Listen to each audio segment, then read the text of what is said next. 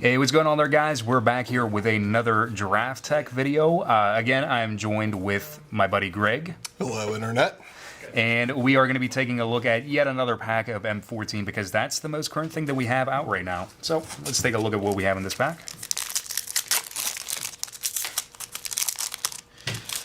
Alright, so we have Trollhide, we have Capetian Knight, Corpse Hauler, Lava Axe, Archaeomancer, Deadly Recluse, Academy Raider, which I absolutely love, Coral Merfolk, Mind Rot, Hive Stirrings, that Sarah Angel, Flames of the Firebrand, Blessing, Wild Ricochet, and we have our land and our token. So, what we're going to do here is we're going to take a look at the most powerful cards that we have out of here, and we're going to just kind of have a process of elimination where we're going to take away some stuff, and then we're going to look at the next best things out of here. So, Greg, I'm going to start off with you, and let me know what you think about this pack. Okay, first off, this pack is amazing. It's stocked with some pretty good stuff. Immediately, we have a classic bomb like Sarah Angel. Absolutely. Evasion and the Vigilance, great on offense and defense. I like Flames of the Firebrand. I definitely place removal as a high priority when it comes to M14 drafting. Might not have a whole lot of damage attached to it, but the fact that it's flexible as well too and can be between multiple creatures or a player, I like. Trollhide. Trollhide's incredible. It works with just so many stuff. It makes your threats resilient. We've seen time and time again, Trollhide really gets there, especially online with our recent draft. We ended up drafting green-black with enchantments, and Blightcaster and Trollhide proved to be quite a powerful card.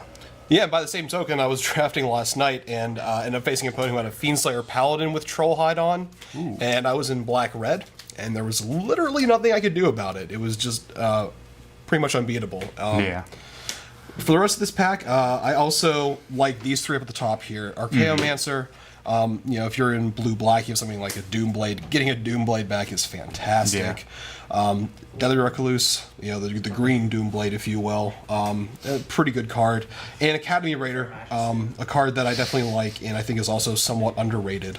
Absolutely, that's exactly what I was thinking. That's one of those cards that people initially see it and they see just a 1/1 for 3 with Intimidate and they think, that's not really that good. But in reality, being able to just kind of go through, cycle, discard cards, draw cards is just enormous whenever your opponent's not playing red. Especially if you can make him even bigger than value deck. So I think the basic things that we can almost always agree on are that Sarah Angel is just ridiculous, just absolutely nuts. Flames of the Firebrand is another one of those cards that's just really huge. So we're going to eliminate those two out of this pack. Trollhide, we mentioned. From there, the Deadly Recluse and Academy Raider. Now, having eliminated those cards, now what do you think about this pack? I think probably the trickiest card to evaluate here is Wild Ricochet.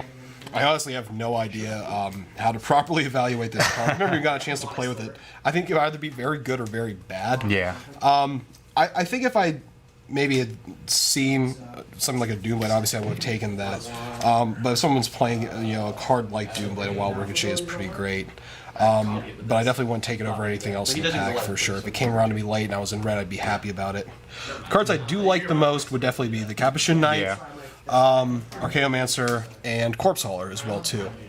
Corpse Hauler has proved to be pretty interesting. It's kind of a unique card, being able to allow you to get another creature back from your graveyard. It at least gives you some value and a little bit of an element of recursion with the things that your opponent may have found a way to be able to remove. The Capetian Knight, I'll agree, is just really awesome. Yeah, he's a little bit better on defense than he is on offense. Yeah, absolutely, because he has the first strike and being able to essentially have fire breathing for one generic and one white is pretty nice. Archaeomancer is also really cool. With Archaeomancer, I find myself drafting just mono blue or blue green probably the most, just because I like playing cards like Opportunity. I also like playing Fatties in green, so Archaeomancer does tend to give us some nice advantage out of being able to get back our stuff. Yeah, and late in the match too. I mean, even just bringing something back like a cancel or a counter spell, will pretty much just sometimes lock your opponent out of the game because of the last card they have in the hand, which would basically get the upper edge for them. You can just cancel once more. With Corpse Hauler, I think he again it's a 2-1-4-2. I really like my early drops. M14 is a little bit of a slower format from previous drafts I've experienced. So, I mean, we have something like this, 2-1-4-2 with 0 abilities. But there's definitely some really cool stuff you can do with his sacrifice as well, too. Maybe even bringing back something like a haste creature or bringing back a threat that you need to get out there. So, I think at this point, though, with... Flip him over real quick. Yeah, with that being left, I would go to Mind Rot and Lava Axe. Really? Lava Axe? Absolutely. I like Lava Axe as a finisher. If I'm in red, I mean, at this point, if I was in red, I would definitely be looking at that. Because sometimes you can just close out a game real quick. If you're already applying early damage with a deck that has red in it, like red green is proved thus far if you're with limited. If you're swinging in with a bunch of creatures on turn 5 that you already managed to get out there, you can just play Lava Axe on curve and just seal out the game. Yeah. Hive Stirrings is a little weird. Again, it really depends on the slivers that are going through the draft. If you collected slivers, I would maybe place a little bit higher emphasis on that. Yeah. But if I wasn't in slivers, I probably wouldn't even be looking at the card.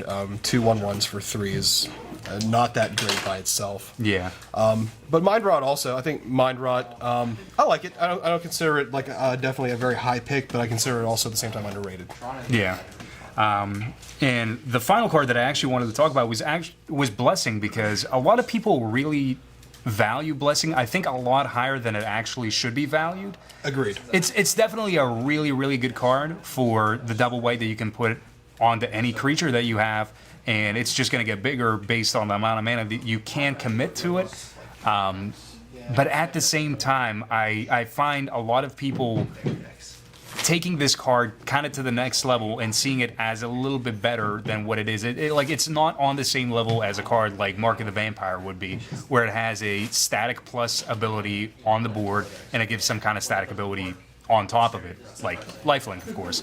Yeah, I mean, I think late in the game, if I have nothing else that I need to play and a bunch of mana open, the card's great. Yeah. But if I already have it on something and then I draw a card which has a higher mana cost that I really want to play or even need to play, the enchantment's essentially useless. Yeah, yeah. And double white and then having more committed white is just kind of fixate you into having a at least somewhat decent mana base of white that you can provide for the card. So that is the overview. Now let's kind of just quickly take a look at the cards that we mentioned. We have Troll Hides, the Knight, Corpse Hauler, of course, Sarah Angel, which is always good every time it gets reprinted, Flames of the Firebrand, Deadly Recluse, Academy Raider, Archaeomancer, and that's pretty much it. So thank you guys for joining us for another episode, and we'll see you back here next time.